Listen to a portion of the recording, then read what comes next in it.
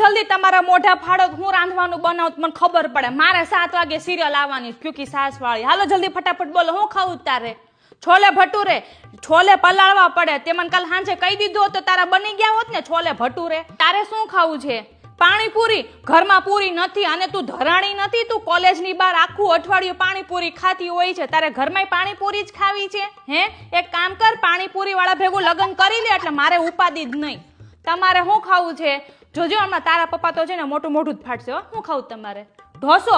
ઢોસા માટે રાબડું પલાળવું પડે. જાઓ નાખેથી લઈ આવો રાબડું તો તમારો ઢોસો બનાવી દો. તમને તો છે ને, તમને ડોક્ટરે ના પાડી છે તળેલું ખાવાની. કાલે ઓલાન ઘરે છે ને પાઉંભાજી ખાઈ આવ્યા હતા. તમને એકવાર કીધું ખબર નથી પડતી તમને? અને ઈ અત્યારે ચણાના ફૂડલા ન બને. ચણાનો લોટ નથી, ઘંટીએ દળાવા જવા પડે. ઈ ઉત્તપમ નો બને. રવો પતી ગયો. ગયા અઠવાડિયે આપણે પ્રસાદ બનાવી નાખ્યો હતો. મેં તો હાંજનું નક્કી જ કરી રાખ્યું છે કે હાંજે વઘારેલી ખીચડી જ બનશે. મેં તો બપોરે તે ખીચડીનું પલાળી રાખ્યું હતું.